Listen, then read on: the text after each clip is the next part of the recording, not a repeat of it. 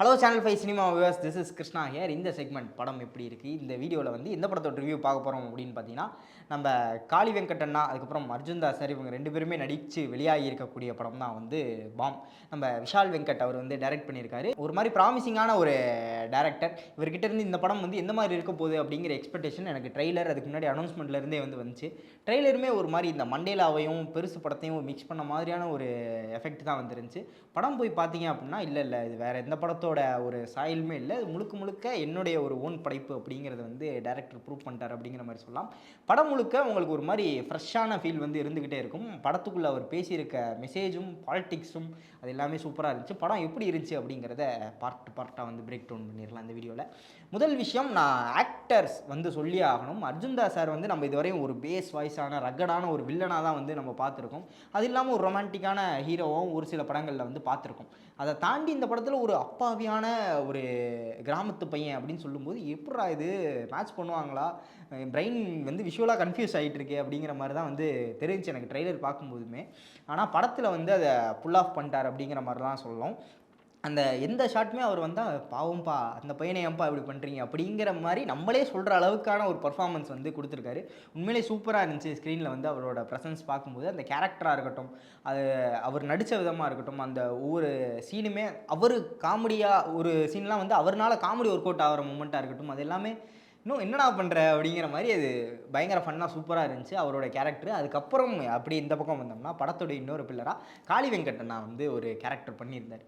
உண்மையிலே அந்த கேரக்டர் இவர் தான் பண்ணணும், இவர் பண்ணால் கரெக்டாக இருக்கும் அப்படிங்கிற மாதிரின்னு சொல்லி நினைக்கிறேன். அவரே சொல்லியிருந்தார், எனக்கு இந்த மாதிரி கேரக்டர்லாம் நான் பண்ண மாட்டேன்னு சொல்லிட்டு என்கிட்ட வந்து சொல்ல மாட்டாங்க. டேரக்டர் தம்பி வந்து சொல்லும்போதே வந்து எனக்கு ரொம்ப பிடிச்சிருந்துச்சு, உடனே ஓகே சொல்லிட்டேன் அப்படிங்கிற மாதிரி.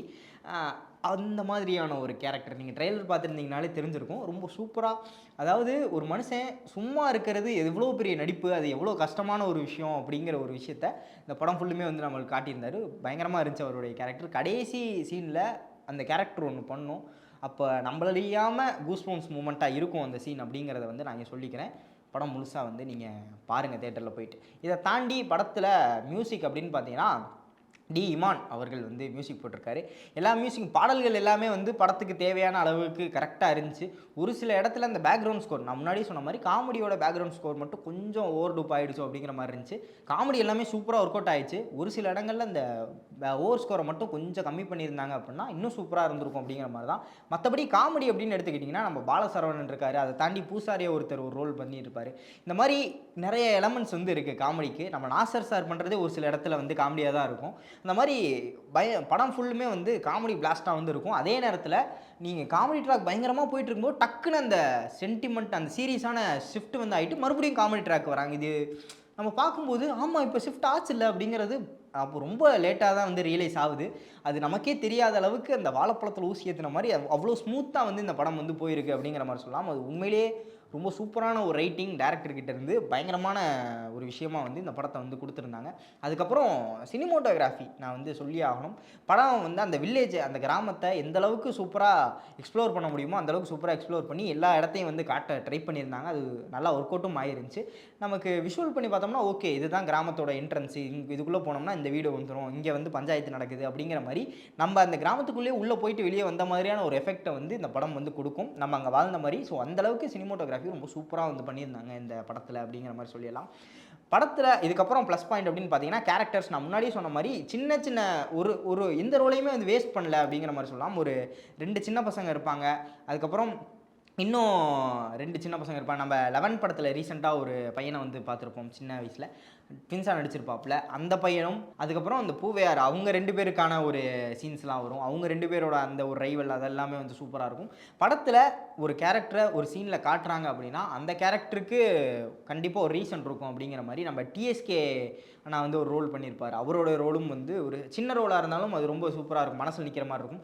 கேரக்டரை நீங்கள் பார்த்துட்டு வரும்போது யாருமே வந்து மறக்க மாட்டீங்க. ஆமாம் இங்கே ஒரு பையன் இருந்தான், இவர் இந்த ரோல் பண்ணியிருக்காரு, இந்த மாதிரி ஒரு கேரக்டர் இருந்துச்சு அப்படின்னு சொல்லி எந்த கேரக்டருமே நீங்கள் மறக்க மாட்டீங்க. அதுக்கு வந்து நான் கேரக்டர் ஒரு ஆடு வந்திருக்கு, அந்த ஆடு கேரக்டர் கூட நீங்கள் வெளியே வரும்போது ஞாபகம் வச்சுக்க முடியும். அந்த ஆடோட கேரக்டரிஸ்டிக்ஸ் என்ன, அந்த ஆடு எப்படி ரியாக்ட் பண்ணும் அப்படிங்கிற மாதிரி கூட உங்களால் ஞாபகம் வச்சுக்க முடியும்.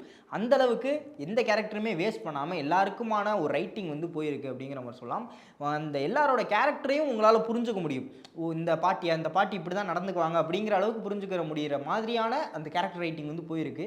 இது ஹீரோவுக்கு அந்த மாதிரி மெயினான வில்லனுக்கோ இல்லை மெயினான ஒரு ஆளுக்கோ இந்த கேரக்டர் ரைட்டிங் போயிருக்கு அப்படின்னா அது ஓகே, அது நார்மலான ஒரு விஷயம். எல்லா கேரக்டருக்குமே இப்படி நம்மளால் புரிஞ்சுக்க முடியுது அப்படிங்கிறது ரொம்ப சூப்பரான ஒரு விஷயமா வந்து எனக்கு பட்டுச்சு. ஒன் ஆஃப் த பெஸ்ட்டு ரீசெண்டாக வந்ததுலேயே one of the best comedy movie அப்படிங்கிறதுனா வந்து இந்த இது சொல்லிடலாம். இதை தாண்டி அவங்க கேரி பண்ணிட்டு வந்த மெசேஜ்.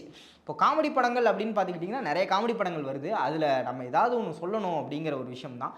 இந்த படத்தில் அவர் சொல்ல வந்திருக்க மெசேஜ் வந்து ரொம்ப முக்கியமான ஒரு விஷயம். இப்போ வரைக்குமே உலகம் முழுக்க இருக்க எல்லா மக்களுக்குமான தேவையான ஒரு விஷயமா இருக்கும் அப்படிங்கிற மாதிரி சொல்லிடலாம். கடவுள்னா என்ன, கடவுளை வச்சு தான் இந்த சண்டை போகுது அப்படிங்கிறத நம்ம ட்ரெய்லர் பார்க்கும்போதே வந்து தெரிஞ்சிருக்கும். கடவுள்னா என்ன அப்படிங்கிற ஒரு அடித்தளத்தை மட்டும் இந்த படத்தில் போட்டிருக்காரு அப்படிங்கிற மாதிரி சொல்லலாம். அடித்தளம் இல்லாமல் ஒரு சின்ன இனிஷியல் அப்படிங்கிற மாதிரி வச்சுக்கோங்களேன். அதை வச்சு நம்ம மேல் புரிஞ்சுட்டு இது பண்ணிக்க வேண்டியதான். இந்த படத்துடைய கிளைமேக்ஸ்லேயே நிறைய ஆடியன்ஸுக்கு வந்து 2 தரப்பான மக்கள் இருப்பாங்கல்ல. நமக்குள்ளே தான் கடவுள் இருக்குது அப்படின்னு நம்பக்கூடிய ஒரு மக்கள், இல்லை கடவுள் வந்து வெளியே தான் இருக்குது அப்படின்னு நம்பக்கூடிய ஒரு மக்கள். ஸோ எல்லாரையுமே சாட்டிஸ்ஃபை பண்ணி இங்கே வந்து மனுஷன் தானா முக்கியம் அப்படிங்கிற மாதிரியான ஒரு ஒரு பெரிய உலக கருத்தை வந்து இந்த படத்தில் வந்து சொல்ல ட்ரை பண்ணியிருக்கார் டேரக்டர். அது சூப்பராக கன்வேவும் ஆயிருக்கு கடைசியாக அப்படிங்கிறத வந்து நான் இங்கே சொல்லிக்கிறேன். மறக்காமல் இந்த படத்தை ஃபேமிலியோடு நீங்கள் தேட்டரில் போய் செக் பண்ணி பாருங்கள். முகம் சுளிக்க வைக்கிற அளவுக்கான காட்சிகள் எதுவுமே இல்லை. பயங்கரமாக சிரிச்சுட்டு என்ஜாய் பண்ணிவிட்டு ஒரு நல்ல ஒரு சூப்பரான நல்ல படம் பார்த்தோம் அப்படிங்கிற ஒரு ஃபீலிங்கோட கண்டிப்பாக நீங்கள் தேட்டர்லேருந்து வெளியே வருவீங்க அப்படிங்கிறத நான் இங்கே சொல்லிக்கிறேன். அப்படி நீங்கள் பார்த்துட்டு வந்துட்டீங்க இந்த படத்தை அப்படின்னா உங்களுடைய தாட்ஸ் அண்ட் வியூஸ் இந்த படத்தை பற்றி என்ன அப்படிங்கிறத மறக்காமல் கீழே கமெண்ட் பண்ணிட்டு போங்க. மற்றவங்களும் பார்த்து தெரிஞ்சுக்கட்டும் அப்படிங்கிற ஒரு விஷயத்தை சொல்லிட்டு இதே மாதிரி இன்னொரு அவசரமான வீடியோவில் உங்களை வந்து சந்திக்கும் வரை விடைபெற்றுக் கொள்வது நான் உங்கள் விஜய் கிருஷ்ணா. Signing off. பாய்.